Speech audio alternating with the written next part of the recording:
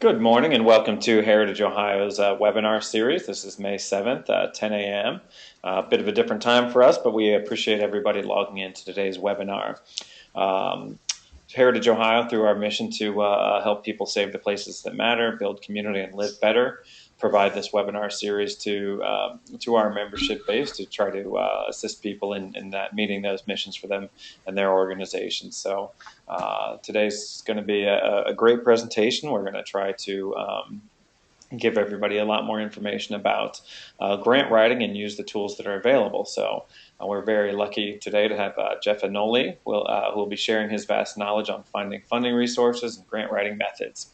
Jeff is a senior training development specialist to the Office of the Vice President for Research at Ohio State and serves as a resource for all members of the research community. He has primary responsibility for coordinating the internal nomination process for national research funding programs and academic prizes, conducting education and outreach programs for researchers, and assisting with other research development activities, including help with finding funding, identifying collaborators, and grant writing.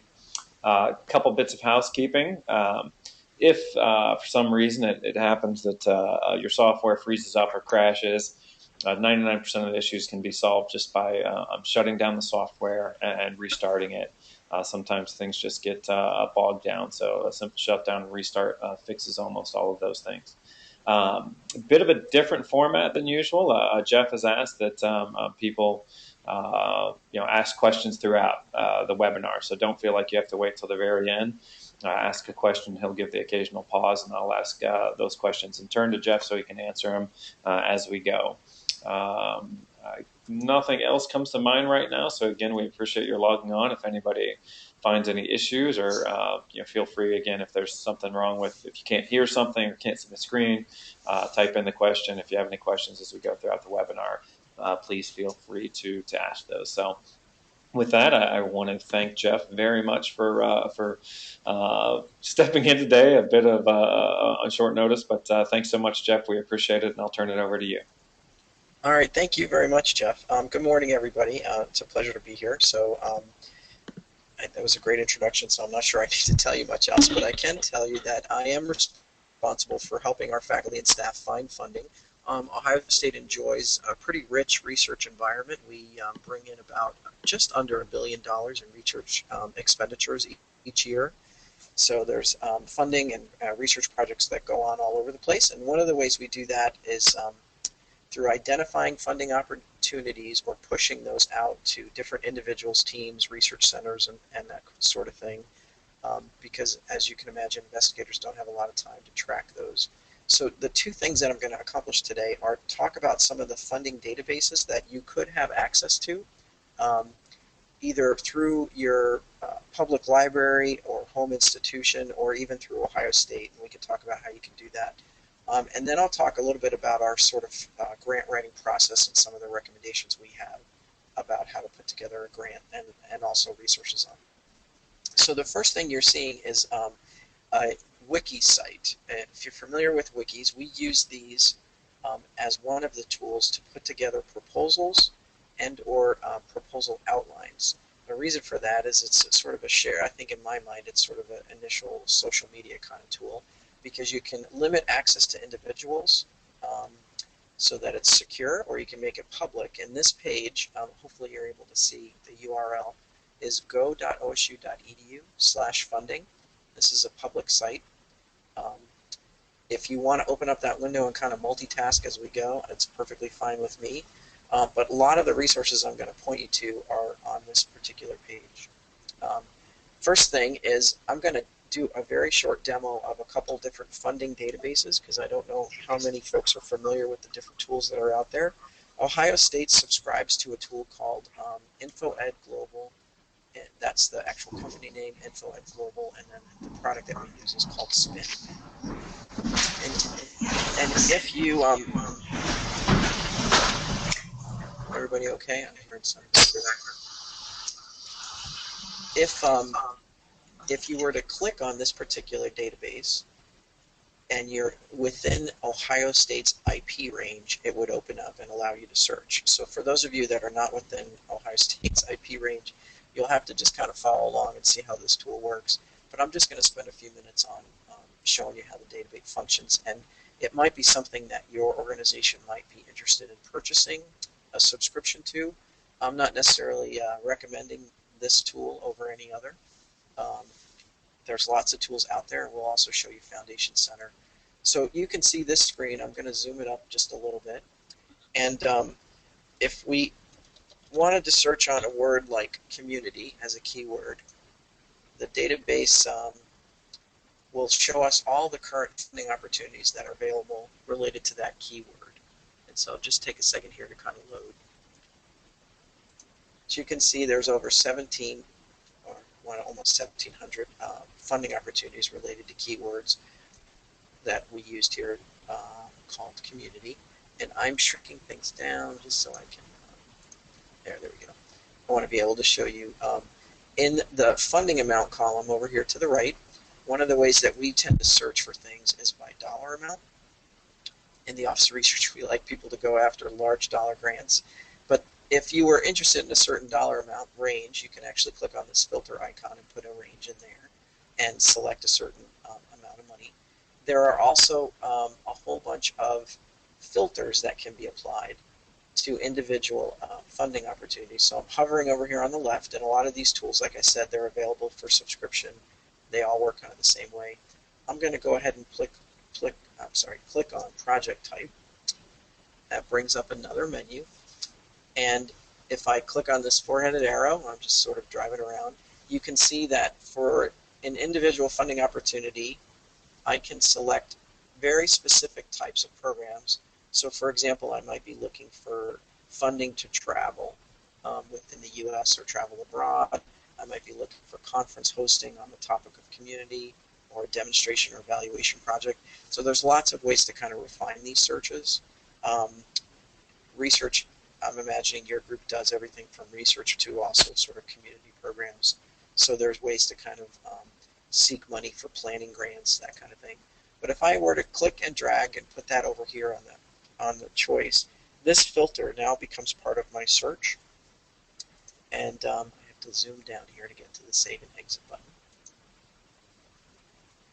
The idea is that every time I add a filter, my search results get more and more robust and more targeted to the specific topic that I might be looking for. So you can imagine Ohio State has just about every discipline imaginable. We like to say sometimes we have one or two of everything. So now we have a much more targeted search of 404 records. And I'm going to go ahead and choose this Home Depot Foundation as an example. I can click on the title, and that'll bring me into a quick summary of this program. Every record looks exactly the same in the system in terms of the kind of information it provides. I can email a record to a colleague in the office or at another institution. We have this sort of default algorithm that finds similar opportunities. It's kind of like the Amazon.com effect. So if I find a grant that really is a good fit for my project, I can ask it to just show me things that are similar. You get a brief summary and objectives of the program. Hopefully everybody can sort of read that. And then down on the bottom, this particular tool provides keywords associated with the topic. So what the system is trying to do in this case is sort of coach you about your research topic or grant keyword and see if there's other ways that you might want to go. And so you could use these keywords as well. The next tab is eligibility requirements, which is very important, especially for our early career faculty. Sometimes grants have requirements, assistant professor or full professor, different things like that. We also help our grad students and postdocs find funding. The funding guidelines gives you a quick summary of how much money is available, and oftentimes sponsors will detail how the money can be spent. So if you've worked with sponsors before, they have all kinds of rules about how to spend their money. They don't typically just let you spend it on whatever. They make lists of things that you're allowed to spend. And then the last link is sponsor information, which is tremendously helpful. Whenever you look for a funding opportunity, it's always an excellent idea to reach out to the sponsor and kind of shop your concept with them before you go to the trouble of writing a proposal. So let me just say a little bit about that. Sponsors are in the business of giving out money for excellent projects. They're looking to partner with people that have great credentials, have a track record of success, um, and they want to hear about your project before you submit it. Obviously, the larger the sponsor, the less availability they might have, but many, many times they'll take a look at what we call a white paper or a pre-proposal, which is usually a brief one-page summary of your project, and they'll give you advice on the topic. They'll tell you whether or not it's a good fit for this funding mechanism, um, and they might even suggest other sources of funds because the sponsor world is pretty tight. They work together with each other and fund lots of initiatives in a supportive way.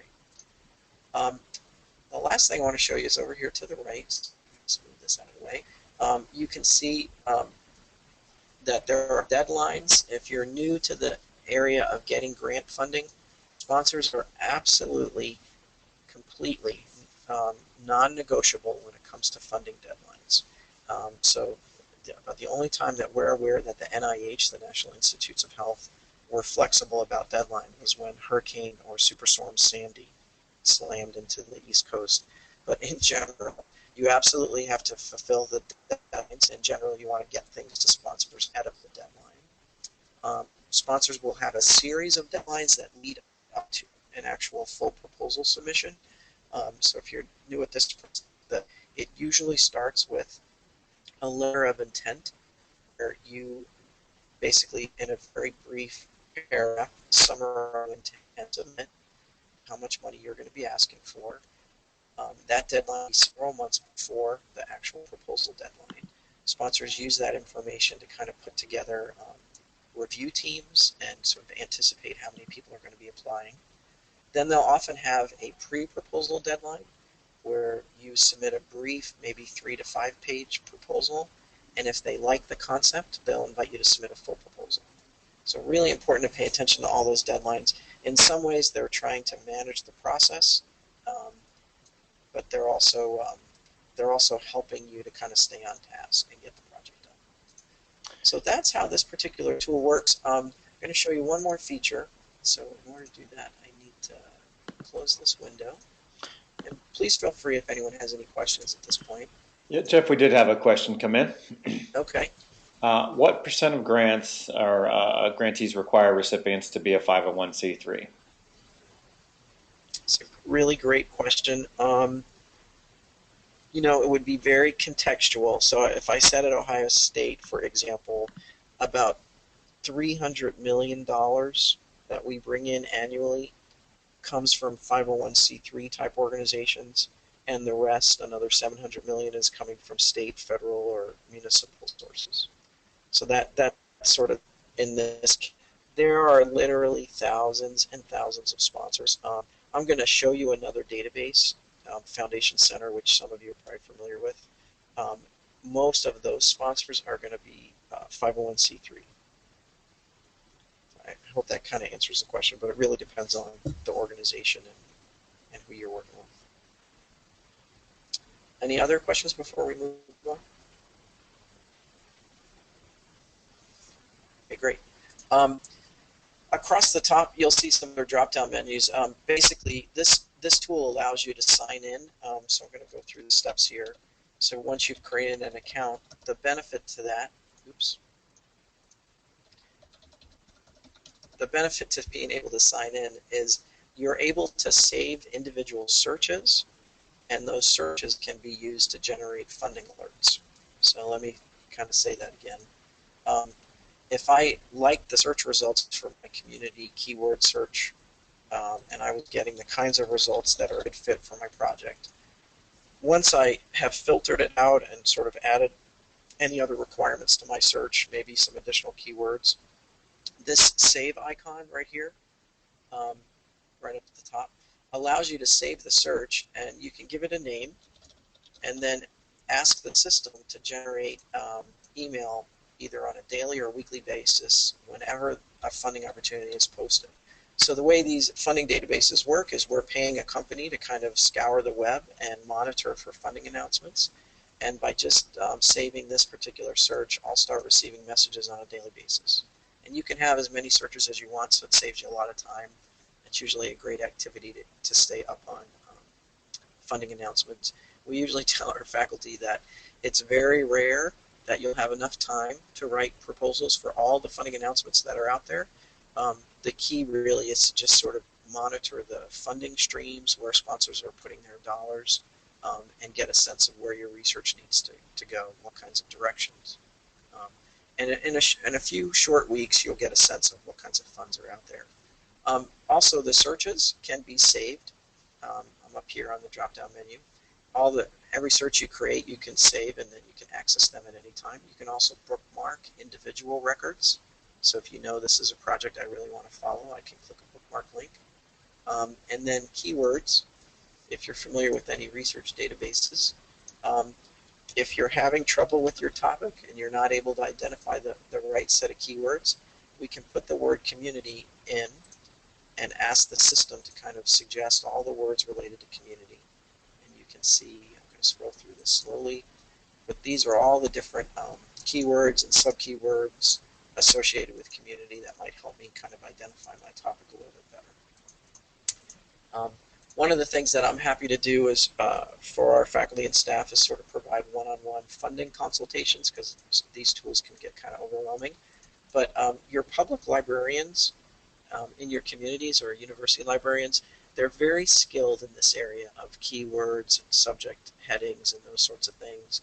And I would encourage you to sit down with them about your research topics or programs that you'd like to get funding for, and ask them to think about your topic in the context of keywords. They'll help you very quickly identify all the different keywords and ways to search. So that's a big part of the process. All right, great. That's, in a nutshell, how the tool works. So we're going to go back to that wiki page that I showed you earlier. This is just my crazy way to navigate to it. And I'm going to talk about a couple other tools that are available to you. And Jeff, how are we doing on questions? Any others?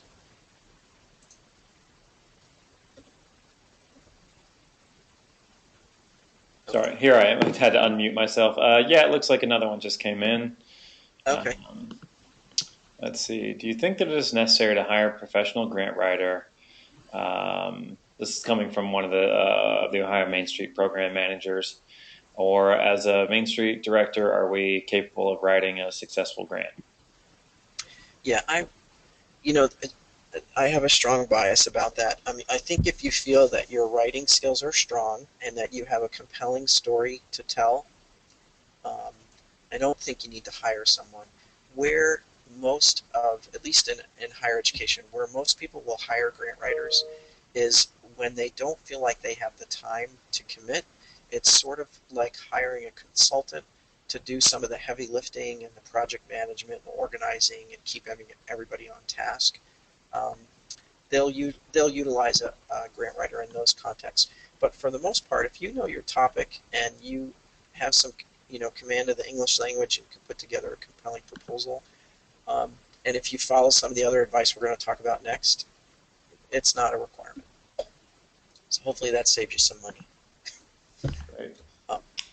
Another strategy to just consider if you're brand new at the process, there are some schools of thought that suggest individuals hire a grant writer, say, for one proposal, but work very closely with that individual, and then you probably won't need them again because you'll develop the expertise.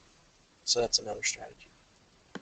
I'm going to go ahead and click on this and very, very briefly show you Foundation Center, because I'm going to guess a lot of you are familiar with that. So for those of you that might be affiliated with Ohio State, this is our library catalog, and because I'm on campus, I can access this particular database, and that's going to be the same at a lot of public libraries. If you're in Columbus, the Columbus Metropolitan Library has a subscription to this tool, and it's free as long as you're in the downtown library. So you can go there and kind of identify some funding. But if we use our same keyword of community in this database, we're going to see similar funding announcements. from private foundations and corporations. So these are going to be more philanthropic type opportunities. And this particular version of the database that we're looking at is grants to individuals as opposed to grants to organizations. The reason for that is mostly because of cost. Ohio State provides this as a tool for people to identify with private foundations and corporations, but you really have to navigate to the individual sponsor sites to see gifts to organizations to get the full package. And you can purchase this particular tool directly from Foundation Center. It's not that expensive. So another way to quickly identify folks that would be good partners is to sort by individual giving to see how much money is being given out. You can click on any of these and receive sort of a full, let's see, we'll look at this community coordinated care for children in Orlando, Florida. You can open up a window and sort of view the detail about that sponsor.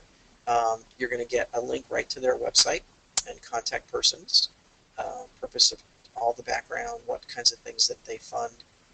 If they have a geographic focus, that's up here towards the top. Sometimes sponsors will limit the funding to certain neighborhoods or regions. Obviously, the East Coast and West Coast tends to be more flush with cash. So there's a lot of organizations that support things in New York City or in California, Los Angeles. So you do have to pay attention to that. But oftentimes you can reach out to the sponsor and see if they'll make an exception and would they consider funding a project that was a good fit for them in Ohio.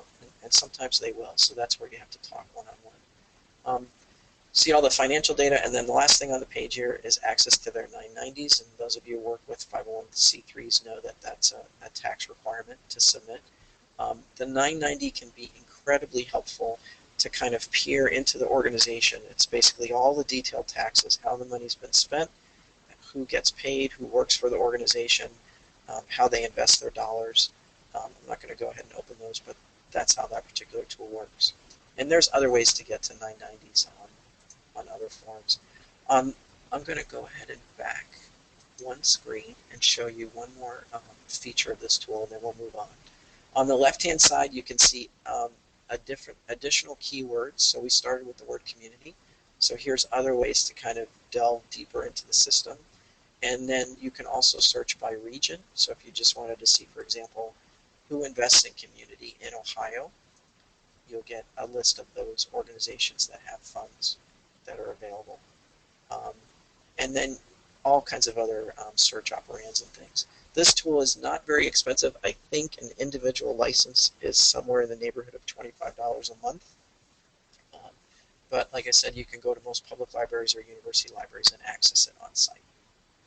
So quickly identify potential sponsors to work with. So Jeff, how are we doing on questions?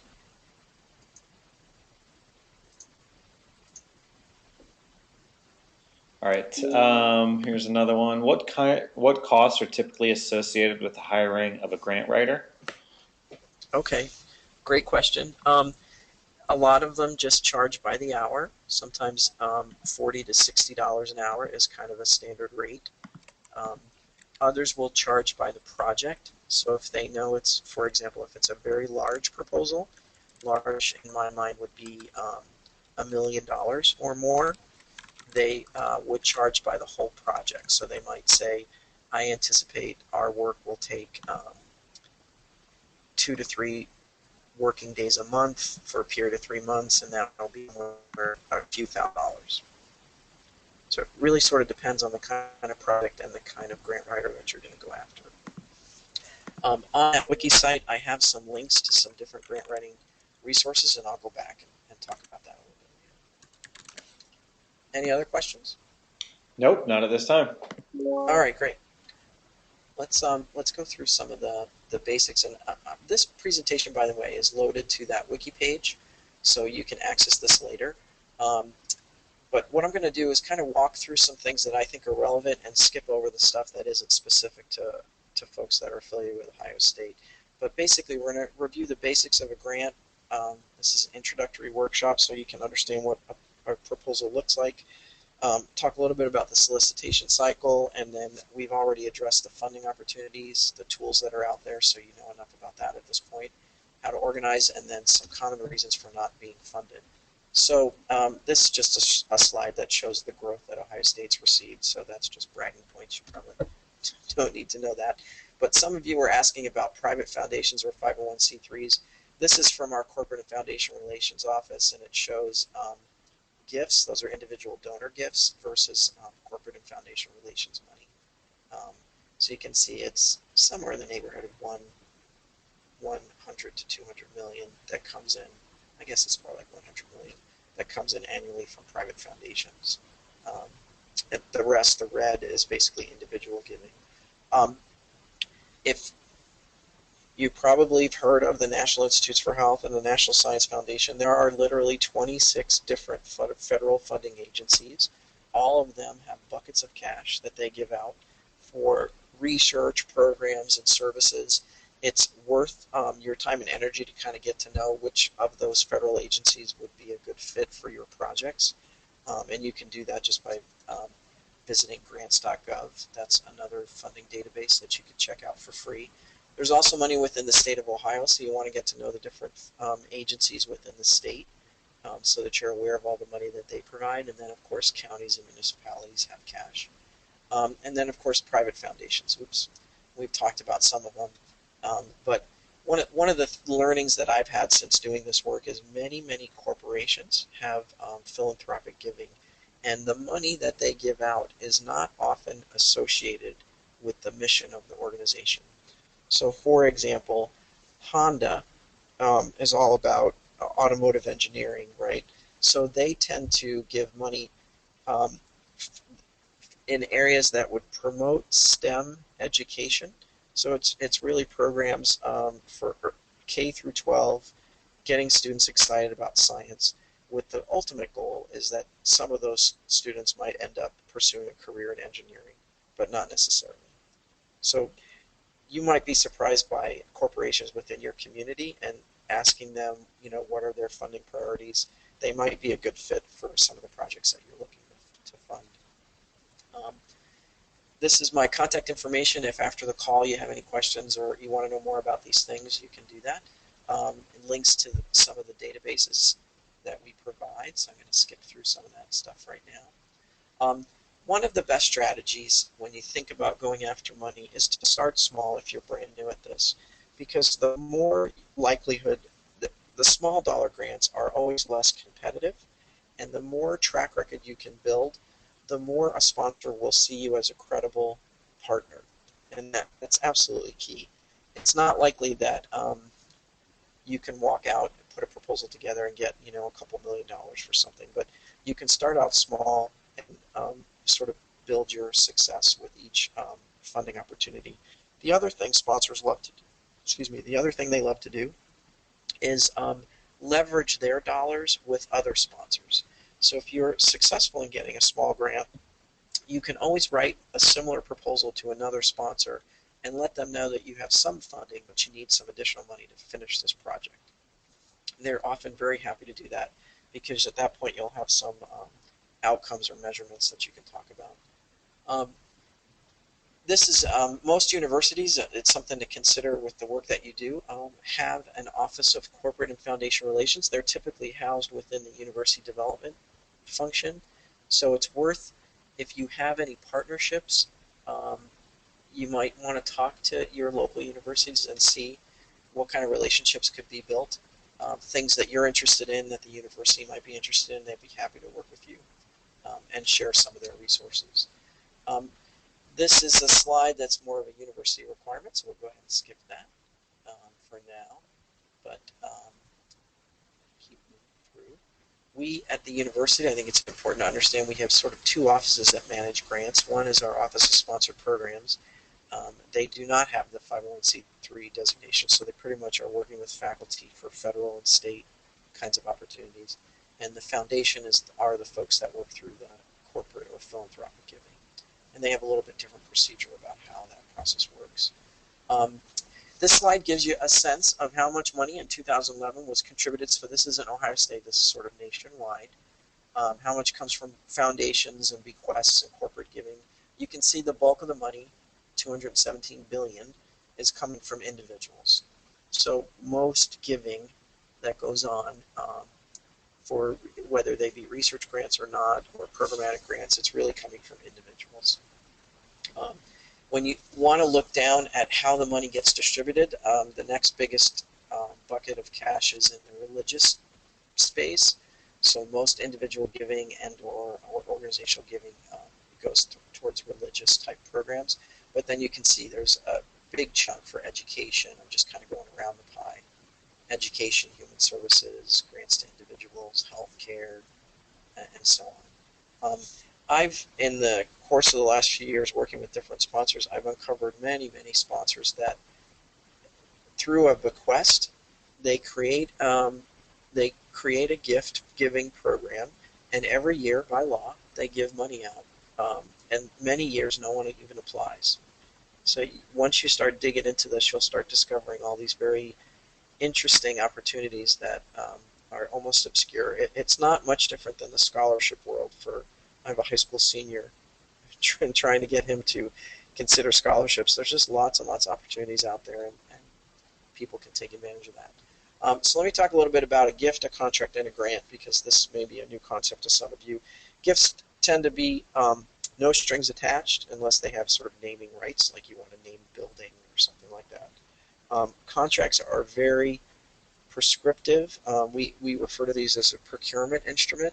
It's usually a very detailed set of expectations. We're going to pay you X amount of dollars to do this specific project, and these are the outcomes we expect. And grants tend to be much less prescriptive, but they are legal binding agreements that you've submitted a proposal and promised to do sort of a scope of work. You've articulated, this is what I'm going to do with the money, and that's what the sponsor expects. So they will monitor you and try to see whether or not that's happening through progress reports and other requirements. So 3 different mechanisms. There's probably others, but those are the 3 ways that funding comes through. We've talked about a gift here and a contract. I'll skip through these. And I'm going to move into the solicitation cycle. But before I do that, let me just see if there's any other messages that have come in or questions. Nope, none at this time. All right, good. We're moving through. So perhaps you've seen the solicitation cycle before, maybe not, but I'm going to walk you through this very briefly, and then we'll get right to the specific strategies on putting together proposals. Why this is helpful is it kind of helps you think about and organize how you might tackle a research project. So the first phase, very simply, is identification, and that's what we did with looking at those funding opportunities, is sort of finding people or organizations that have a commitment to your purpose, whatever it is that you're trying to get funding, and they have the capacity to make a significant contribution. So there might be individuals that are really committed to that program that you want to get funded, but they may not have the financial resources to support it. So this can be done through informal networking. Some people are using Twitter to follow folks like Bill Gates or others, and you'll very soon be introduced to a lot of philanthropic organizations that want to fund different kinds of things. So that's another strategy. But there's lots of ways to identify people and organizations. Next slide. The research phase basically involves identifying how your project is going to be best packaged and presented to a potential sponsor. This can be done through looking at organizational 990s, like those tax forms for private foundations. It can be just by doing some informational interviewing, by sending those white papers that we talked about. That's like a pre-proposal that summarizes your project, and you present it to them and see where they are and whether or not they have an interest in sponsoring your project. The strategic planning phase is really about, excuse me one second. Strategic planning is really thinking of ways to package your giving, thinking of ways of packaging your project such that the sponsor can see how it fits with their mission. So this is really now moving beyond sort of an idea stage or a program, white paper, proposal, that sort of thing, but really putting it together and saying, based on our work, these are the kind of outcomes that we could deliver, and these are things that we could move your organization forward. Cultivation is really about building that support. I'll give you an example of that. We have a grant right now from the Ohio Board of Regents. It's the governing body for higher education. They gave us about $1.8 million to create new internships for students. One of the ways that we're keeping the Ohio Board of Regents informed is through progress reports, but also we've decided to have a couple celebratory events where students who have participated in one of these subsidized internships come back for kind of a recognition ceremony and also provide testimonies to the leaders in the Board of Regents office so that they can see not only the benefit of their project, but they can hear firsthand what the student's experience was and how it made a difference, how it may have led to a job or in a particular career path. So you can get very creative and sort of cultivating relationships, putting on events and programs that sponsors hear about and they want to get involved. That's the strategy. Cultivation can be creative. Solicitation is the last, or one of the close to last steps here. One of the mistakes a lot of people make new in this process is they're awkward about asking for money.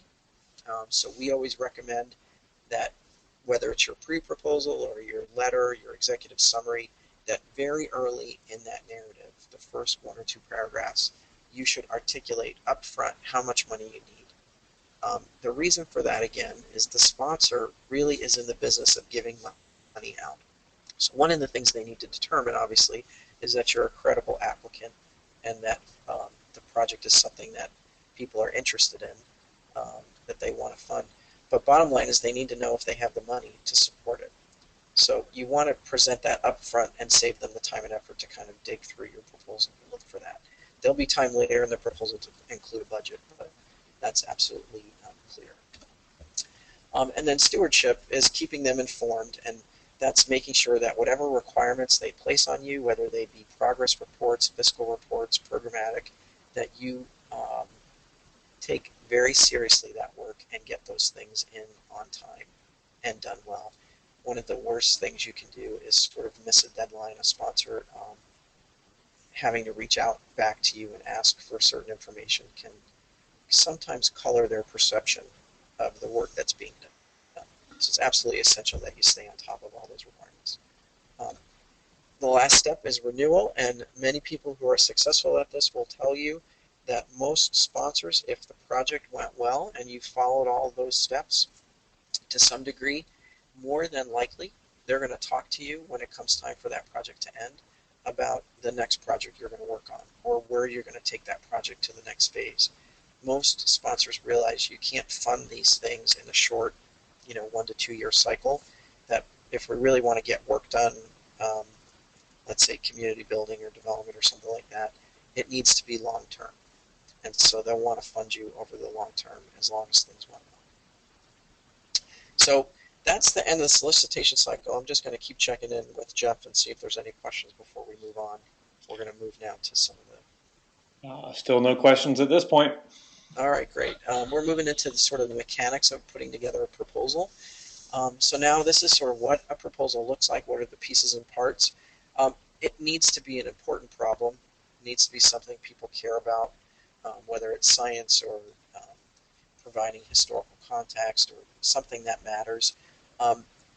And just because you think it's important doesn't mean the sponsors will. So that's absolutely essential that whatever project you're working on, you've shopped it around with a sponsor or other colleagues in the field, and that there's some consensus around this is something that matters. That's going to be absolutely essential. Other things that you want to consider before you reach out to the sponsor is checking out their website. If you've followed our advice and sent in a pre-proposal or a white paper, you'll have some feedback from them about whether or not it's a good fit. The guidelines that a sponsor writes, if you've never seen a proposal guidelines, they're very long, lots of details, excuse me, a lot of talking, right? And every one of those guidelines absolutely have to be followed. Otherwise, a sponsor will find reasons to not support your proposal. And I'll show you a little bit later. So let me give you an example if you're brand new at this. Sometimes sponsors have a page limit. They have margin requirements. They have the size of the font, the actual type of font. They'll also ask you to answer a series of very specific questions. And if you've not done that, you really kind of set yourself up for not getting funded. So it's absolutely essential that you get a good sense. And a good grant writer will teach you how to read guidelines and also put together an outline that ensures that that happens, that you actually put together a proposal that matches that. If you vetted your project in advance, your sponsor's mission, that you'll know that it fits, that the significance of your project is clear. It should be very upfront in the beginning, very clear this is an important project and here's why. That there's program evaluation. All too often people rush to get their proposal together and throw the evaluation piece together at the last minute. Every part of the proposal, the budget, the evaluation, your executive summary, they all need to be equally strong so that there's no question when a reviewer is done that they have a sense. So let me move on. We generally recommend that when you're putting together a proposal that you first plan. So that means putting together an outline. Some people will actually build a proposal notebook where they put together justifications, sample budgets, other sample proposals that they might have gathered, journal articles that support the project, all the resources that you're going to need to kind of build the case and build your rationale. After you've done all that planning, then kind of taking a step back and thinking about your project, about how best to present it, what are the strategies, who are the people that need to be involved, and then you start your writing. So not necessarily the traditional way where you look at the guidelines and start writing. It's really try to assemble as much resource material as you can before you get to that step. The reason we plan a compelling question, so there doesn't have to be a scientific question in this case, right? It could be any kind of programmatic question that you're going after. The right sponsor, the right review committee is trying to speak to the idea that you should have some sense of who's going to be reviewing your proposal. Most sponsors make that list publicly available.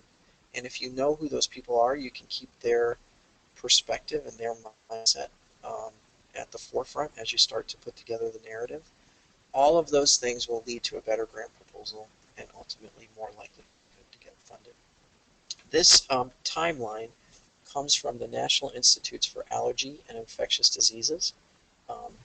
And it's communicating how long it takes to kind of put together your proposal. So this is a 9-month cycle.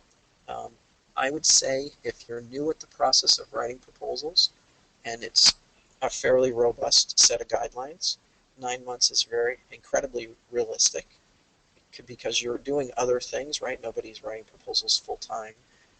If you're experienced and you're writing proposals, most folks that are either on this webinar or have experience doing that can probably get a proposal done within 6 weeks to 2 months. So hopefully that helps to give you a perspective of the range. The components of a grant proposal are pretty standard.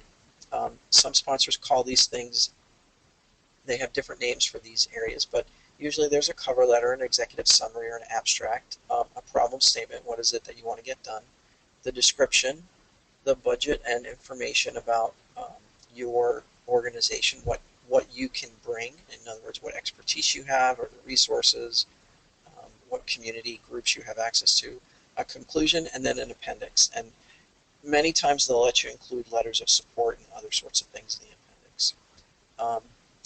We recommend that the cover letter be written last because you want to get your proposal together. But these are some of the points that you want to cover. Always include how much money you're asking for, any past contacts. So if you've reached out to them before, thank you again for taking my call on such and such a date. We appreciated your feedback. You want to build that relationship every opportunity you can get.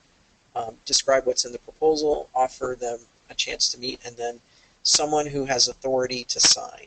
So that is either the CEO or the president or whoever it is that has legal authority to sign should be on the cover letter. Executive summary or abstracts will be things like a needs statement, this is what the need is and why, a description, the funding requirements, and then the expertise the organization has. So you can see it's very formulaic. It doesn't have to take a lot of time and energy if you just get right to the specifics. Sponsors will really appreciate that. The problem or need is, again, you're going to link back to the goal and mission of the organization and why you, the applicant, have the capacity to get that done. What is it about you that's uniquely qualified, you or your organization, that will lead to success? That's what you want to include. Who's experiencing the problem and the problem purpose. The description of the projects are, now you're getting to very specific measurable goals and objectives, planned activities, and evaluation and a sustainability plan. Some of you may be familiar with logic models. I'll show you how you can access some of those if you're not. I think the next slide, yep, is a brief summary of logic models. You can Google logic model and whatever your program topic is, and these are posted all over the internet. They're a great way to organize your project and your narrative by sitting down and really thinking about what are the things that I can, what's my issue or program I want to get done, what are my inputs, what are the expected outputs, and then what are the outcomes. That will feed your narrative of your proposal. And many private sponsors will require logic models if it's a programmatic grant. Programmatic would be like you're providing a service to the community or something like that, as opposed to a research grant. I'd love to know, I wish I could ask all of you questions, but I'm sure some of you have some experience with logic models. Every grant proposal will require some organizational information, sort of your tax ID number. They may even require an audit of your financial records be included. And so some of those things are things that others in the organization could be working on while you're working on the narrative of the proposal. You can make sure that everybody knows we're going to need to provide this documentation when we submit. The conclusion is your final appeal. This is an appropriate place to use some emotion. In other words, with the dollars that your organization provides, we'll be able to provide X for the community or get this done. We'll be able to solve this problem, why it's important, and what they need. Budgets are pretty straightforward. Expense information, usually there's personnel costs. You can charge your time and any overhead costs if allowed by the sponsors. Those are things that, it's the best way to describe this. I'm not so sure if it's relevant for your group, but at the university we have an indirect cost rate of somewhere around 57%, or let's say 56%. So for every dollar of direct cost we charge a sponsor, if it's a federal sponsor, they will pay us another 56 cents. And those are to pay for things like lab space, electrical service, heating, trash removal, all of the equipment that are generally in our labs and the maintenance of those things. So if you're probably familiar with how to calculate an overhead cost rate, your organization might have one, but those are legitimate costs that can be included in most proposals. Income information, this could be any revenue streams that the project may generate, or gifts and grants from others. And then the budget narrative should kind of tell the story of the budget in a very succinct way. So you would detail who's going to work on the project, how much of their time is going to be spent. There can be other components. These are usually collaborators. So memorandum of understandings, or MOUs, are ways to document that there are other partners working on this project. It's not just your organization, and that can be very compelling to a sponsor. They like to see that. And then you would include, you could include any journal articles or even news stories that have been published to kind of lend legitimacy to your organization's activities, including your resume or CV, whatever that might be. Those are usually allowed to be included. Scientific proposals are similar. They just kind of use some different words: abstracts, methods, expected results. It's really the same kind of model, just sort of a different set of common denominators. I'm going to move next now into a few more things, and because we're getting close to the 1 hour mark. But just a quick check: are there any questions, Jeff? Yes. Question is, how competitive is funding at this point in time? Is this more or less competitive than a job posting that gets 100 plus applications? Yeah, I would say it's always competitive. It depends on the sponsor, right? So we know our federal sponsored competition rates are about as competitive as they've ever been right now. And that's mostly because the federal government has been through the sequester, they've reduced budgets, and in most cases, programs have been shrunk. Um, but there's many programs out there like private, I would say private foundations or corporations, where they really don't get um, competitive proposals. They don't get well-written proposals, or they don't get enough to pick from, or people haven't followed some of these guidelines. And I don't think those are near as competitive. So hopefully that asks. It really depends on the sponsor. We'll keep going, Jeff. Yep, that's all at this time. Okay, great. Sorry. So these are some common reasons why proposals don't get funded. The project's not innovative or transformative enough. That is such a loaded thing. You'll see that in almost every proposal, that they're looking for innovative, transformative ideas, things that move the field forward. Um, Again, if you think it's a great idea, that's wonderful. But if others, their colleagues, or the potential sponsor you're going to work with doesn't see it as innovative or novel, then you're kind of sunk. So you really need to kind of vet your idea with some other people, whether it be the sponsor or some peer reviewers that might be in your circle, so other colleagues and things. Not logical, or planning is lacking. So if it's hard to follow as they're reading through the proposal, they're getting lost. It doesn't have that sort of logic model of inputs, outputs, outcomes. Um, That'll be obvious, and it'll frustrate your reviewers. Sometimes preliminary data is required, sometimes it's not, so they want to see some evidence of data collection. Many of the proposals we submit, scientists have to include some evidence of some data that supports the direction they want to go. They may have done a small study, but they need to kind of scale it up now to kind of support where they're going. Staff being unqualified or lacking expertise. If that's an issue for you, you don't feel like you yourself or the team you've put together are qualified, I can promise you that any of our higher ed institutions in the state would love to partner on any proposal. It's one of the ways our faculty are evaluated. So if you feel like you need a partner to kind of lend credibility, and this is a great strategy early on if you're new at writing proposals, to partner with someone and build a relationship, you can be successful in that partnership and then eventually kind of break out on your own and go after some funding.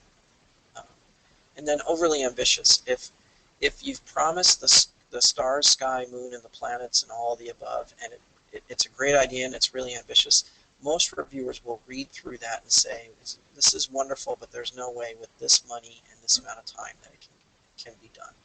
So you really need to vet it with some individuals who have some experience to tell you this is doable. This amount of money in this time frame is real.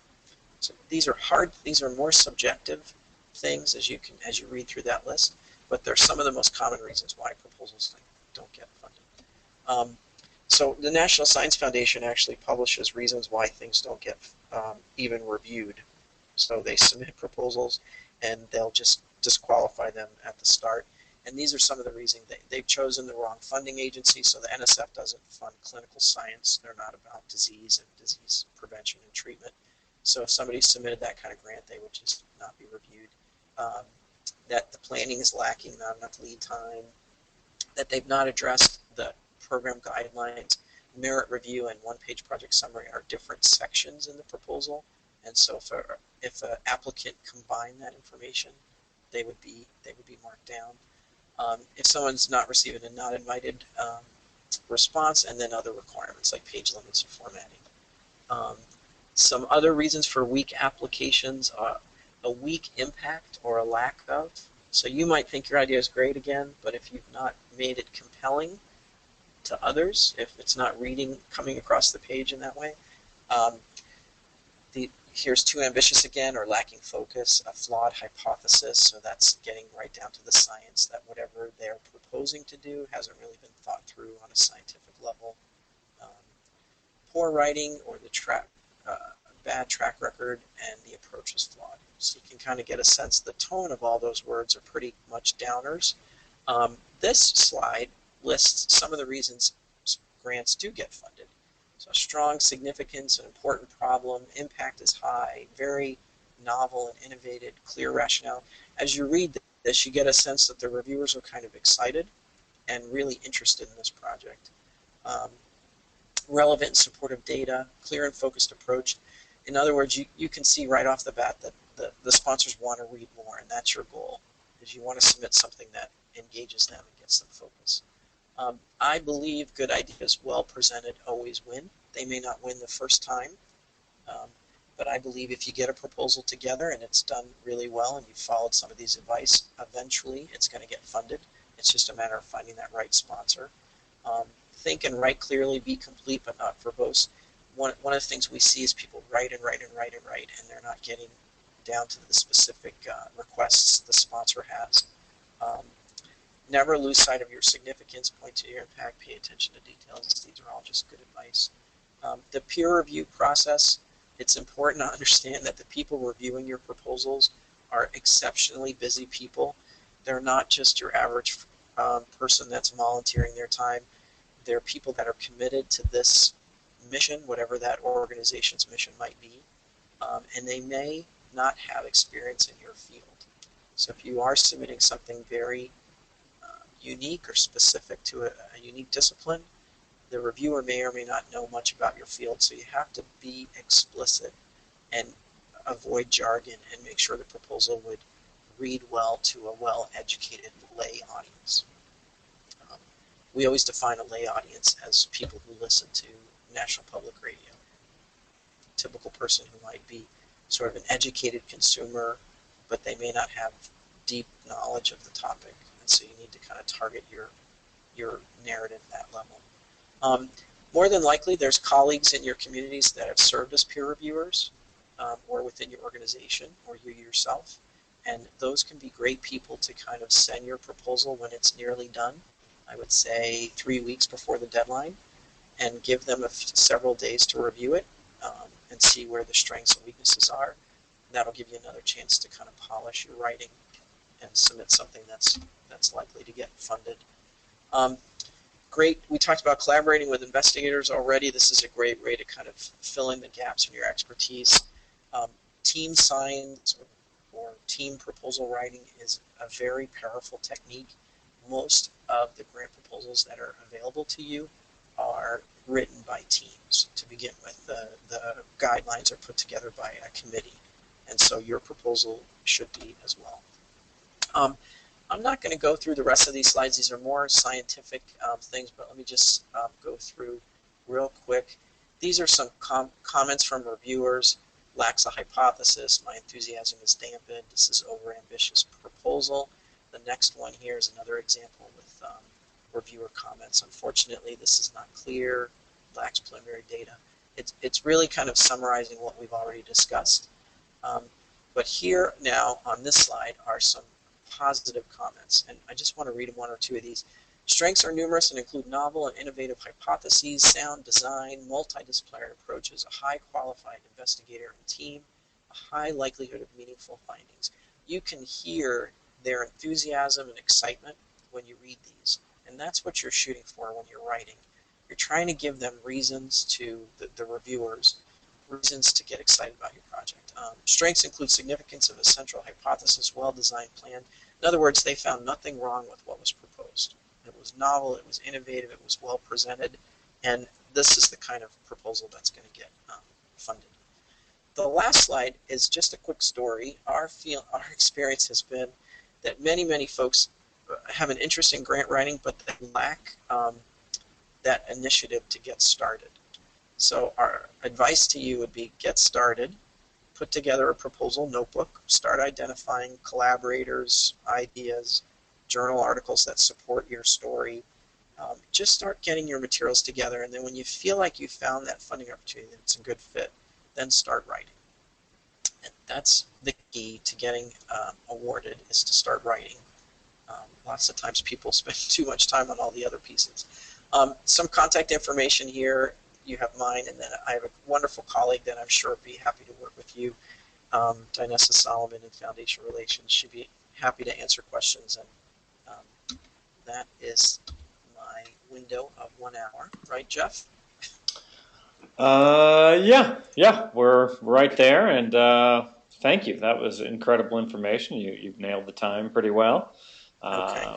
Just waiting to see if there are any additional questions coming in. Few compliments, so people seem to appreciate the information. Right Great. now, there's no questions, but if you do have any questions, please send those in now. So while we're just wrapping up, I'm back on the wiki site, which you've all been to, and there is a link here for grant writing wiki, which is a page that has a list of people at Ohio State that are part of a grant writing network. These are just folks that support our faculty and staff with putting together proposals. The main library has a page of books on the topic, and then there's also this long list here of sample proposals. One of the best strategies, get your hands on a sample proposal from a sponsor, and many times if you call a sponsor up, they will give you access to sample proposals. They'll send them to you, someone who's been successful, who's been funded, so that you have a sense of what it looks like. That'll help you tremendously. It'll usually be from something that's been funded in the past. But there's lots of consultants here and things from the Kellogg Foundation. The Kellogg Foundation has a wonderful logic model, so I encourage you to check out those resources. That's all. Great. Here are the questions coming in. Let's see. Well, very informative. Asking, can people see a copy of the presentation or have a copy of the presentation? Yeah, and so that's on this wiki page, this go.osu.edu funding. This is a public site, and if you just scroll down, you'll see right here, funding and grant writing workshops. This is the one we went through today. Grant writing and introduction. Now, if Jeff, if you wanted to send it to people on email, that's fine too. I can give you a PDF after, but it's right here on the web. All right. Yeah. If people have problems with that, yes, please email. Jeff, if you could email it to me, I'll keep it. If anybody wants a copy of it, feel free to email me at jsigler@heritageohio.org. It's easy to find on the website. Yeah, feel free to email me, and I can email a copy back. Again, just lots of compliments coming in, so appears that the information was well received. So Jeff, I want to thank you so much here's a few more coming in. Here's a question: subscription cost for the grant funding site? They're asking for how much? Yeah. Yeah. So yeah, that's a great question. Our Spin subscription, this is the first tool that I demoed, is priced based on the size of our institution. So Ohio State being a top tier research institution, we pay the top dollar. It's less than $10,000 a year. But if, depending on your organization, you might be quoted a different price, especially depending on the size. I don't know if it's a possibility for your organization, Jeff, to actually purchase a license and then make it available to others throughout the state. Something we could look into. Never really considered it. Okay.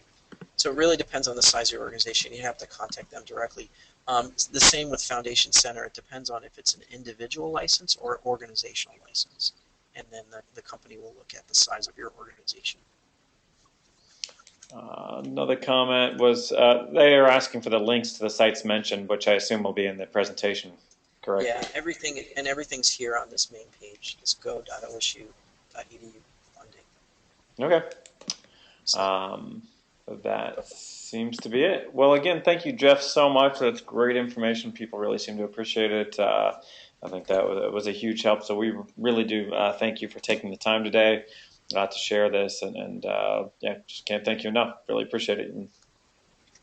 You are very, very welcome. And if you all want to have us back to do another session, maybe more in depth on the writing process itself or something, just let us know.